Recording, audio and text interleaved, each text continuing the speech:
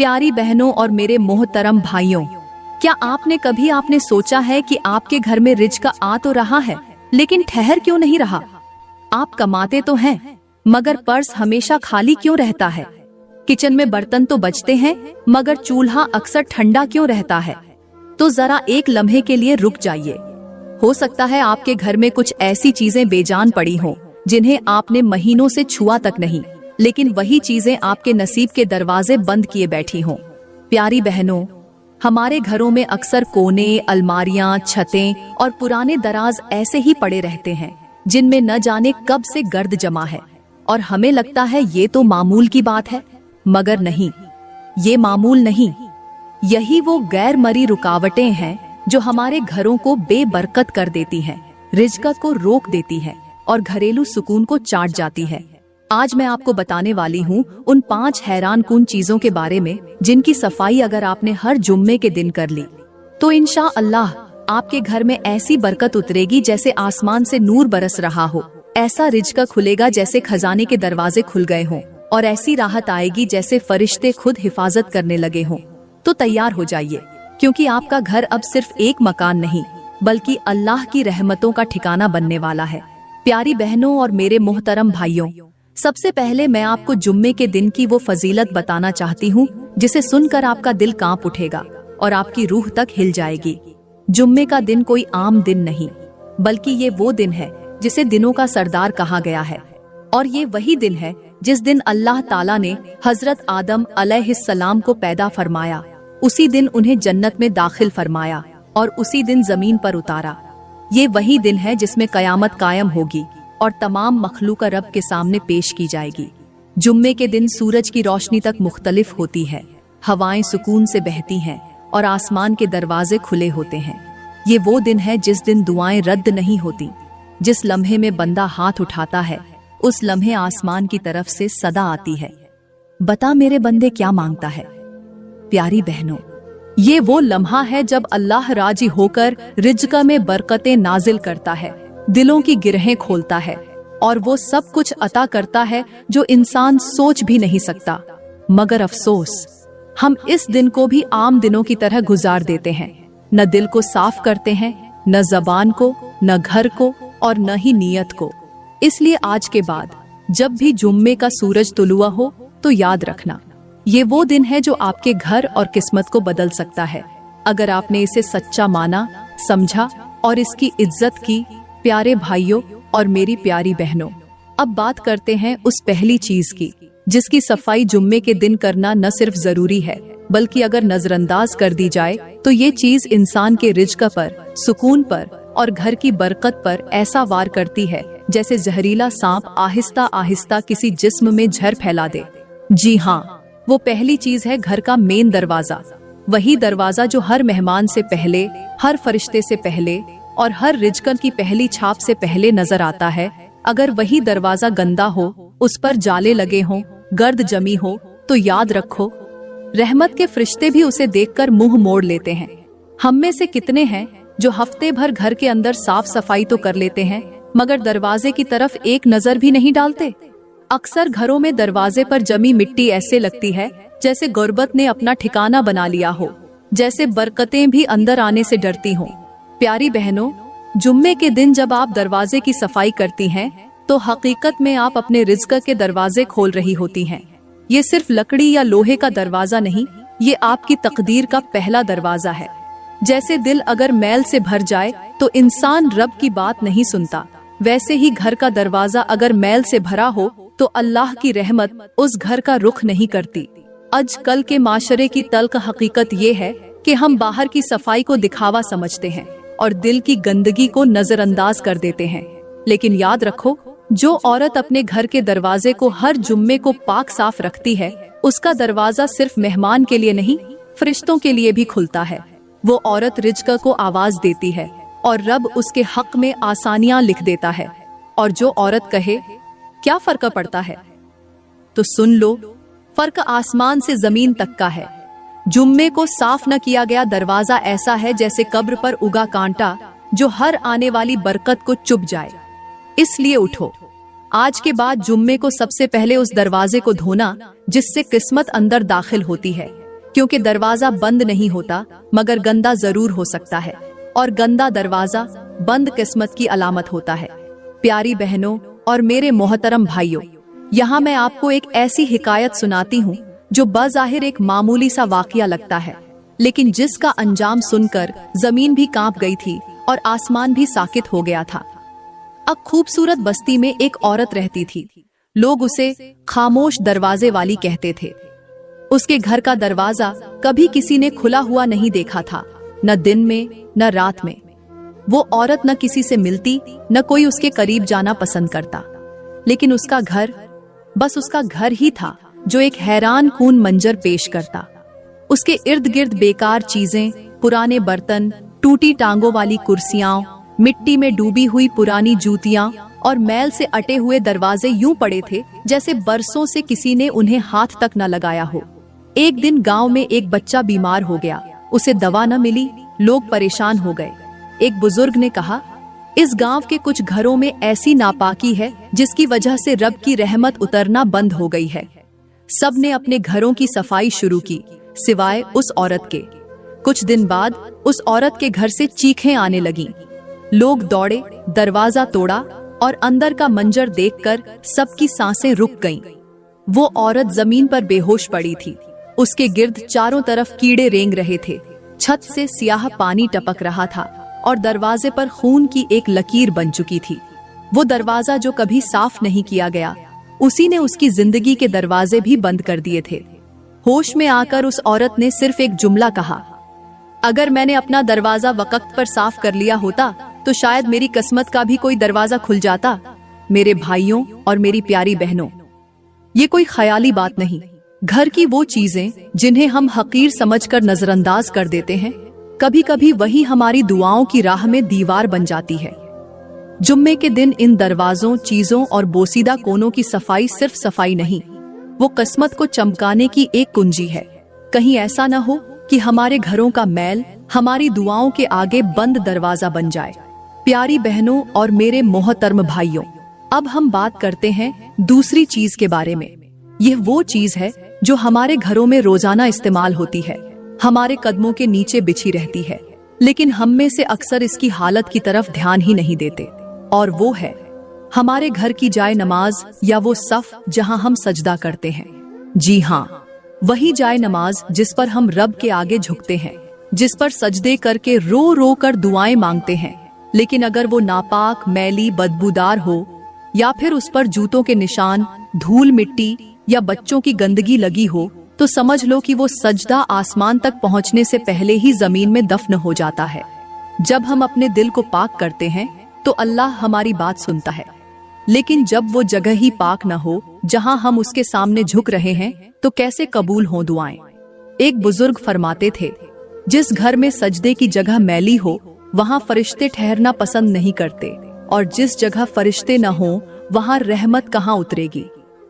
आज के दौर में हमारे बच्चे उस जाए नमाज पर खेलते हैं, खाते पीते हैं, पांव रखकर गुजरते हैं, और हम खामोश तमाशाई बने देखते रहते हैं।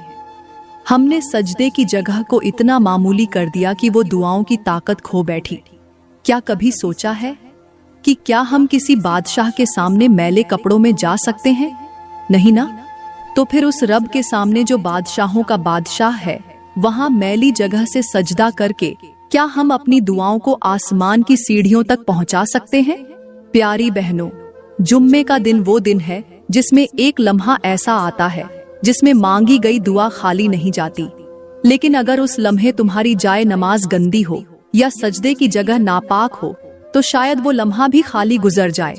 तो याद रखो, जुम्मे के दिन सजदे की जगह की सफाई करना सिर्फ सफाई नहीं, बल्कि ये रिज़्क, रहमत और सुकून का दरवाजा खोलने का पहला कदम है। प्यारी बहनों और मेरे मोहतरम भाइयों, यहाँ पर मैं आप लोगों को एक ऐसी हिकायत सुनाती हूँ जो हैरान कर देने वाली भी है, अकल को चौंका देने वाली भी, और सब कैसी देती है जो जिंदगी भर याद रहती है।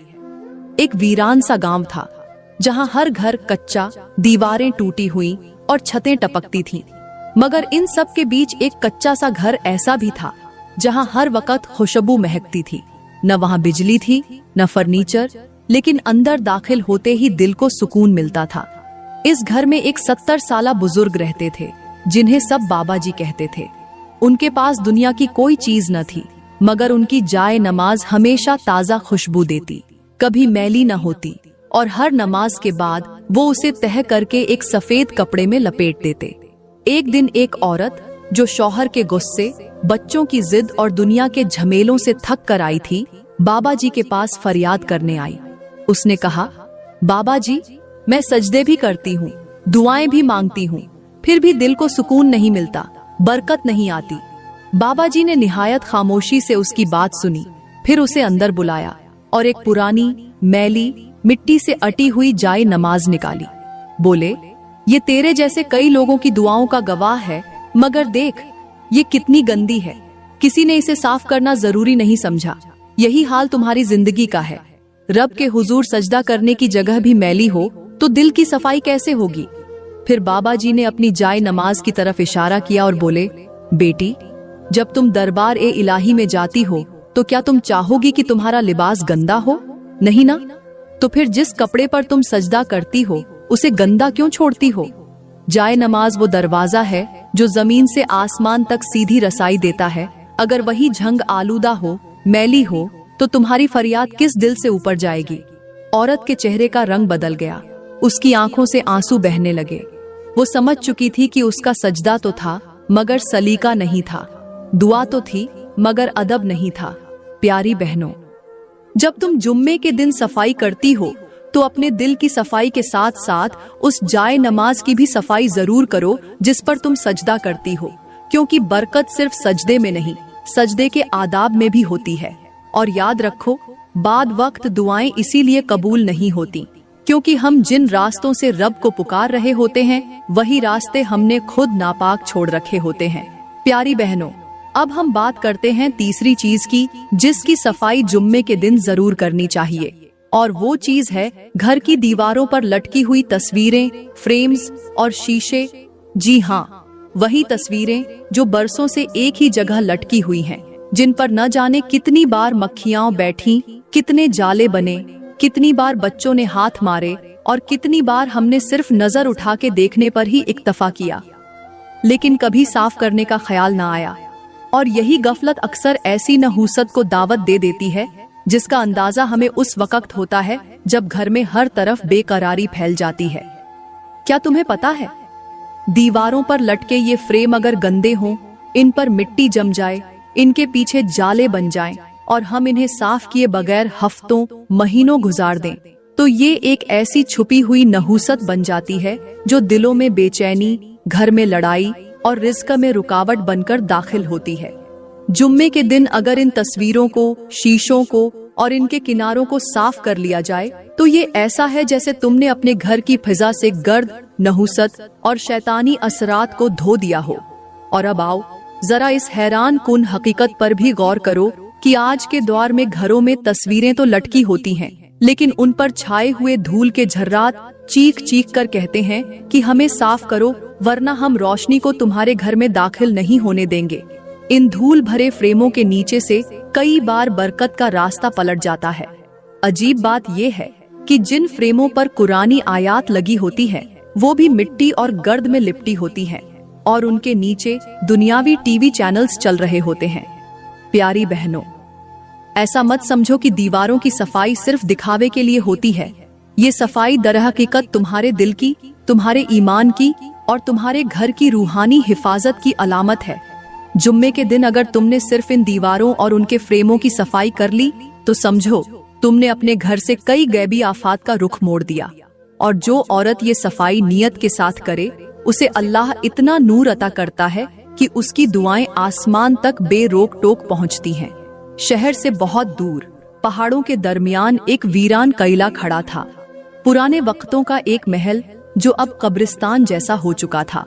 उस किले में सिर्फ एक बुढ़िया रहती थी। लोग कहते थे कि वो अपनी माँ जी की तस्वीरों में कैद है, मगर हकीकत इससे भी ज्यादा खौफनाक थी।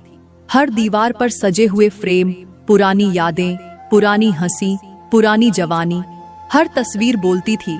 हर फ्रेम में एक आंख थी। जी हाँ, इन तस्वीरों की आंखें थीं और वो हर आने वाले मेहमान को घूरती थीं। एक दिन एक दरवेश वहां से गुजरा। उसने कैले में कदम रखा और हैरत से दीवारों को देखा।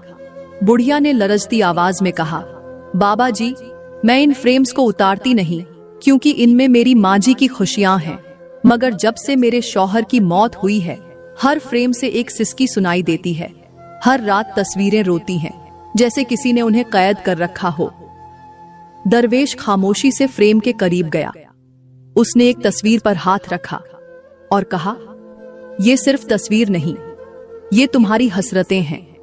ये चेहरे उन लम्हों के हैं जो रब से ज्यादा अजीज हो गए थे। तुमने इन तस्वीरों को इबादत का मरकज बना लिया और रब को भूल गई। बुढ़िया जमीन पर गिर गई और तस्वीर जमीन पर गिरी तो फ्रेम के पीछे से एक कागज निकला। उस कागज पर उसके शौहर की आखिरी वसीयत लिखी थी, मेरे बाद इन तस्वीरों को हटा देना क्योंकि इनमें मेरी रूह नहीं, सिर्फ तुम्हारी तन्हाई है और ये तन्हाई तुम्हें रब से दूर कर देगी। प्यारी बहनों, अक्सर हमारे घरों की दीवारों पर लगी तस्वीरें, फ्रेम्स या बेमकसद सजे हुए आईने न सिर्फ तवज्जो का मरकज बनते हैं बल्कि बाज औकात दिल का भी। ये चीजें हमारे शऊर को माजी में कैद कर देती हैं या हमें दुनिया की जीनत में गुम कर देती हैं। अगर इनमें बेपर्दा चेहरे हों या वो हमें इबादत से गाफिल कर दें तो वो बरकत के बजाय नहौसत ले आती है। प्यारी बहनों, अब हम बात करते हैं चौथी चीज की, और वो है वो पुराने टूटे फूटे बेकार पड़े हुए बक्से, संदूक, कोने में रखे गए वो सामान जिन्हें न कभी खोला गया, न कभी साफ किया गया और न ही उन पर नजरे करम डाली गई। बरसों से बंद पड़ी वो चीजें जो ना किसी काम की हैं, ना किसी याद की, सिर्फ एक बोझ बन चुकी है। ये वही बक्से हैं जिनकी दरारों में धूल नहीं, नहौसत छुपी होती है। ये वो चीजें हैं जो रिस्क को रोकती हैं, खैरो बरकत के रास्ते बंद करती हैं। हैरत होती है उन घरों पर जहाँ पर्दे बदले जाते हैं, सोफे चमकाए जाते हैं, फर्श धोया जाता है, लेकिन कोने में पड़े इन बोसीदा बक्सों को देखने की जहमत तक नहीं की जाती। आज का इंसान जाहिरी सफाई पर मर मिटता है, लेकिन वो नहीं जानता कि शैतान और नहौसत वहाँ बसेरा करती है जहाँ अंधेरे, बदबू और लापरवाही छुपी हो। ऐसे ही घरों में बेसुकूनी डेरे डाल लेती है और अहले खाना हर वक्त उलझनों में घिरे रहते हैं। क्या तुमने कभी सोचा है कि एक टूटा हुआ बक्सा सिर्फ लकड़ी का टुकड़ा नहीं बल्कि बंद रिस्क का दरवाजा भी हो सकता है? इनको साफ करना या निकाल देना सिर्फ सफाई नहीं बल्कि दिल से निकाले गए गम की अलामत है। जो चीजें हमारे किसी काम की नहीं, उनका घर में रखना गोया गुर्बत को दावत देना है। सफाई सिर्फ जिस्म या लिबास की नहीं होती, सफाई तो नीयत, माहौल और घर के हर कोने की होनी चाहिए। और जुम्मे के दिन की गई सफाई का असर सिर्फ धूल मिटाने पर नहीं बल्कि रिस्क को खींच लाने पर भी होता है। प्यारी बहनों, हम बात करते हैं पांचवी और आखिरी चीज की, और वो है दरवाजों के पीछे छुपी हुई गंदगी। जी हाँ, वही जगह जहाँ झाड़ू नहीं जाता, जहाँ नजर नहीं पड़ती, जहाँ रोशनी भी कम आती है, लेकिन जहाँ सबसे ज्यादा नहौसत बसी होती है। ये वो कोने हैं जो शैतान के बैठने की जगह बन जाते हैं। तुम समझती हो कि अगर सामने का फर्श चमक रहा है तो पूरा घर पाक है? नहीं, जब तक दरवाजों के पीछे, पलंग के नीचे, अलमारियों के पीछे की गंदगी साफ नहीं होती, तुम्हारा घर सिर्फ दिखावे में साफ होता है, हकीकत में नहीं। वो गंदगी जो तुमने छुपा दी है वही बरकतों को रोक देती है। वही चीजें तुम्हारे रिस्क पर, तुम्हारे सुकून पर, तुम्हारे बच्चों की सेहत पर असर डालती हैं।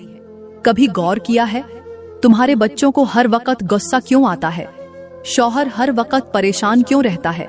घर में आवाजें क्यों गूंजती हैं? झगड़े क्यों होते हैं? क्योंकि गंदगी सिर्फ मिट्टी की नहीं होती, गंदगी गफलत की होती है, लापरवाही की होती है। और वो जगहें जहां तुमने बरसों से झांक कर नहीं देखा, वो तुम्हारे घर के अमन को निगल रही होती है। और जब जुम्मे के दिन उन छुपी हुई जगहों की सफाई की जाती है तो समझो जैसे तुमने अपने रिज्क के बंद दरवाजे को खोल दिया हो, जैसे तुमने घर से शैतान को बाहर निकाल फेंका हो, जैसे तुमने अपने मुकद्दर को चमकने का एक मौका दे दिया हो। इसलिए मेरी प्यारी बहनों, याद रखो, सफाई वही काबिले कबूल होती है जो मुकम्मल हो, और मुकम्मल सफाई वही है जिसमें छुपे हुए गोशों को भी धोया जाए, क्योंकि वही गोशे तुम्हारे नसीब के फैसले बदल सकते हैं। प्यारी बहनों और मेरे मोहतरम भाइयों, आज हम जिस दौर में जी रहे हैं वो सिर्फ जाहिरी सफाई का दौर बन चुका है। हम अपने चेहरों को तो रोज धोते हैं, मगर दिल की मैल बरसों से जमी हुई है। घर के पर्दे, सोफे, कालीन तो साफ होते हैं, मगर जुबान के जहर को साफ करने का किसी के पास वक्त नहीं। मर्द दिन भर कमाते हैं, मगर उनके लहजे में बीवी के लिए मोहब्बत नहीं। औरत सारा दिन घर संवारती है, मगर शौहर के लिए इज्जत का एक लफ्ज जुबान पर नहीं आता। हमने घरों को महलात बना लिया, मगर उनमें रहने वाले दिल वीरान हो चुके हैं। नसीहत है औरतों को कि तुम्हें सिर्फ हुस्न से नहीं, हया से पहचाना जाए। जुबान में मिठास रखो और निगाहों में शर्म। अपने घर को सिर्फ पर्दों और बर्तनों से नहीं, नरमी और मोहब्बत से सजाओ। और मर्दों को नसीहत है कि तुम्हारे कदमों की धूल में तुम्हारे घर वालों की जन्नत छुपी है। लहजे में सख्ती न रखो और वक्त दो उन लोगों को जिनके लिए तुम दिन भर मेहनत करते हो। बीवी के दिल को तोड़कर रिज्क में कभी बरकत नहीं आती, और माँ बाप की दुआ के बिना रास्ते कभी हमवार नहीं होते।